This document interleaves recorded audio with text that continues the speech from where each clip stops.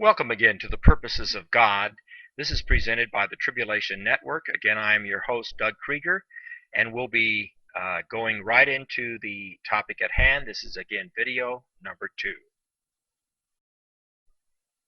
In video number 2, we're going to be discussing Sir Isaac Newton's quest for the Prisca Sapientiam and also for the Prisca Theologia. All natural mechanisms of creation originate from God, in accordance with the Prisca Sapientiam. The thinkers of the 14 and 1500s believed that this lost pure knowledge had been deciphered by the ancients within mathematical truths and or symbolic language. King Solomon was regarded by Renaissance theologians as having obtained pure science via divine revelation. In his text, Temple at the Center of Time, Newton's Bible Codex deciphered in the year 2012, author and speaker David Flynn, we believe, has done a remarkable job on the Prisca Sapientiam.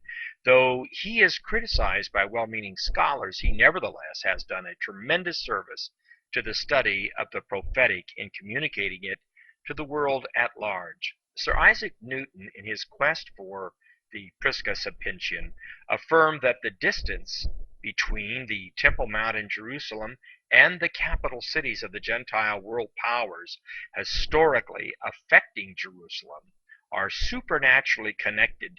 Units of time and distance are all interconnected. Black magic and the occult went after the Prisca Sapientiam, simultaneously paralleling the quest thereof with folks like Sir Isaac Newton. So the occult and the Renaissance with black magic were going neck and neck during this period of time. Prisca Sapientiam. This description refers to the belief that many thinkers in the scientific revolution at the time of Newton had in the Prisca Sapientiam, or ancient wisdom. That is, the belief that the ancients possessed high levels of knowledge about nature and spiritual things that were either lost or corrupted since deep antiquity. Some figures during the early modern period, Newton included, believed that elements of this ancient wisdom could be recovered. These are the impressions of Dr. Stephen D. Snobelin of the University of King's College, Halifax, Nova Scotia, Canada. Sir Isaac Newton sought after the Prisca Sapientiam, but its true form and nature, or original knowledge, nor its source has been discovered. Though riddles of space, time, gravity, light, calculus were discovered by Sir Isaac Newton.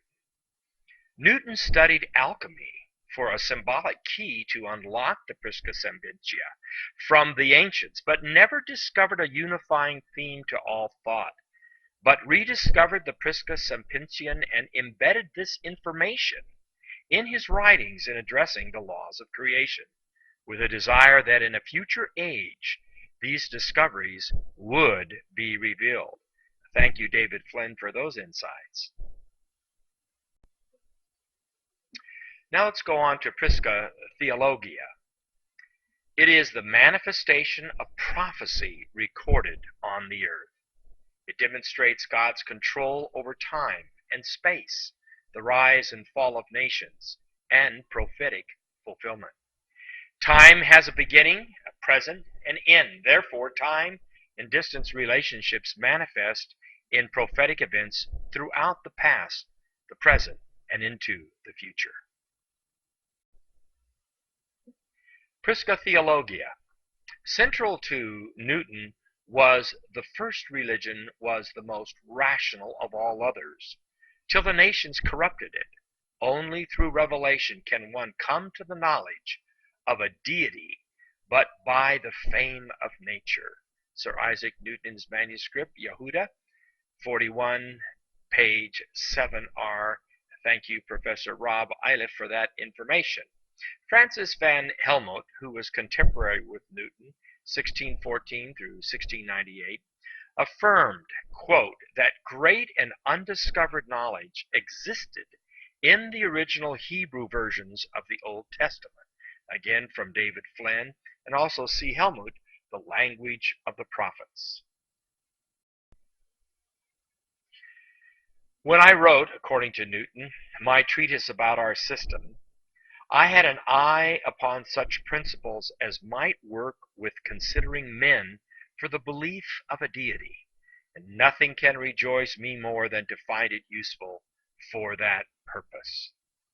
That's from Sir Isaac Newton's text, Prophecies, Observations upon the Prophecies of Daniel and the Apocalypse of St. John.